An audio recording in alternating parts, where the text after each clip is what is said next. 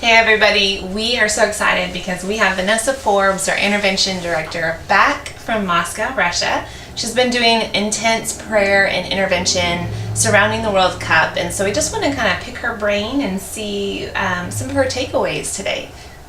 So I wanted to take just a minute to thank Exodus Cry, Helen Taylor, Taylor Ream, IHOP Kansas City, and IHOP Moscow for hosting such an incredible opportunity. So around major sporting events, you get an increase in sex trafficking. And so knowing that the World Cup was in Moscow, IHOP and Exodus Cry partnered together to have a 24/7 prayer room and interventions going on every day for a month. Wow. And so I was able to be there for 2 weeks, the beginning of July to the middle of July, and really learn intervention in Russia and be part of the 24/7 prayer room. That's awesome. Yeah, so we're really excited to hear kind of how we're going to implement those into Houston, kind of what you learned. But I know some of the pieces, some of the parts, some of the days of intervention specifically were really challenging for you and for the team. Do you want to share a little bit about kind of some of the obstacles that you faced? Sure. So they have spots in Moscow called the Forest, and it is part of the highway, and there will be a madam standing out kind of with a yellow vest, flagging men over, letting them know that there are women available. And the women would be held in a van, and they'd line up, and men would drive up their cars or their Ubers, and they would kind of have a lineup. And then if the men wanted a higher quality or more expensive woman, they would send the women back, and they would bring out another lineup of women. Wow. And so you would see women being purchased and sold, and sometimes sold to multiple men. And I think that was a very intense moment for all of the team. Yeah.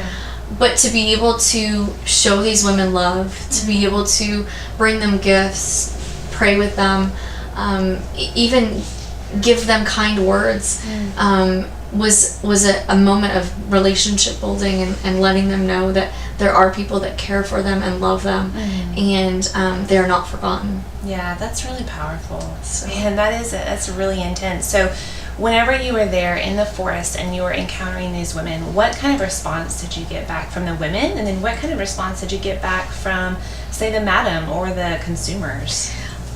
Most of the consumers were unaffected by us. The language barrier was a bit of an issue, but the women were very responsive to us. They allowed us to talk with them, and sometimes even interrupted their consumer to engage with us. Wow. And we didn't really have any problems with the madam.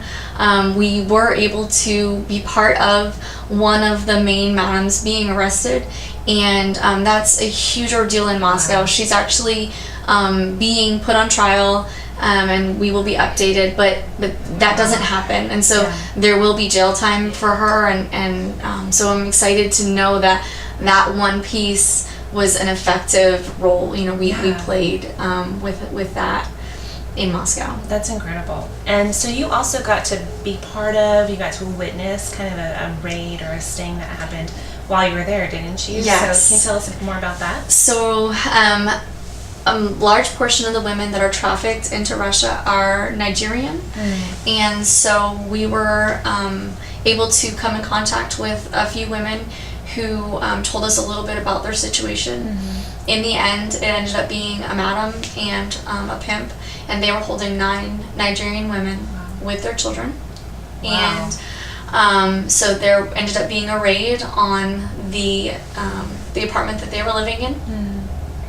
And the women were then put in a difficult situation where they were either, the idea was that they could be arrested or they could be deported, and for the Nigerian women, neither was a good situation. And so we were working with local authorities to try to intervene on their behalf and explain the realities of what trafficking looks like.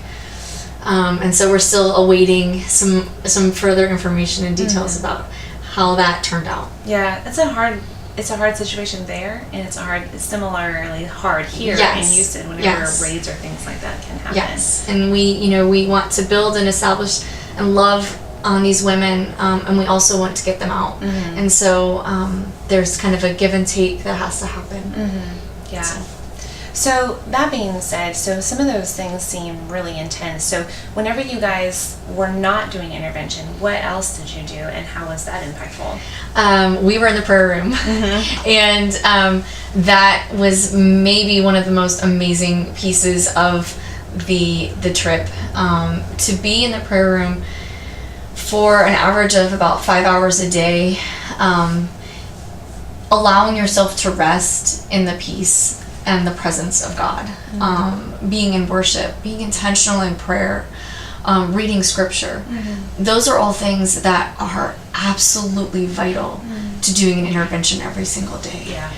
Being able to take care of your own self and just rest in peace, and knowing that you don't have to be on alert, you don't have to be on guard, that you can be in the presence of the Lord. And that was vital. And then knowing that while we were out during intervention, there were teams at all times being in prayer over every intervention. The Russian intervention team was amazing. There were times where we felt like the language barrier in the prayer room was non-existent, simply because we were in agreement, both in Russian and in English, over the matters at hand, and we were in prayer, and so it was an incredible time. Yeah, that sounds really powerful. Yeah. So whenever you did a lot of intervention, did a lot of prayer, and so seeing those things kind of intermingled and marrying and the impact of that, are there any takeaways that you would say that you really want to bring back to Houston for the interventions?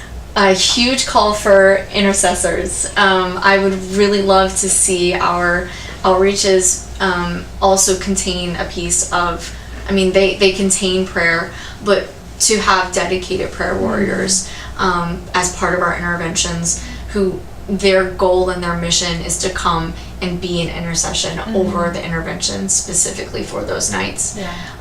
And I also would like to work with building the relationships that we have with the women, and really making that a priority as far as letting them know that we're not just a handout, we are building relationships with them. Yeah, no, that's great. That's really good.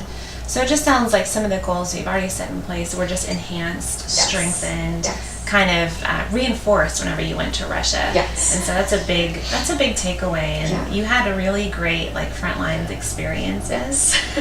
Some scary, some not.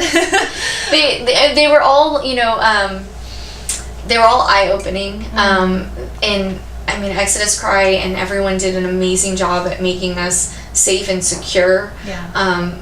But it's the reality of being on the front lines. Yeah. And so it was hard but amazing ministry. Yeah, that's so great. It was such a pleasure to kind of pick your brain and hear your thoughts, and I know that our viewers are excited that you're back. I'm glad to be back. We're glad you're here.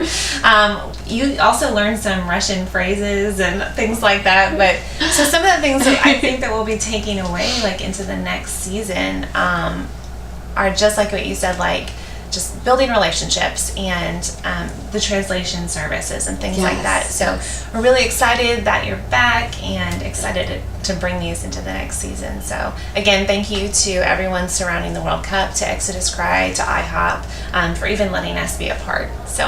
And thank you, donors. Thank you so much for making this an opportunity of a lifetime.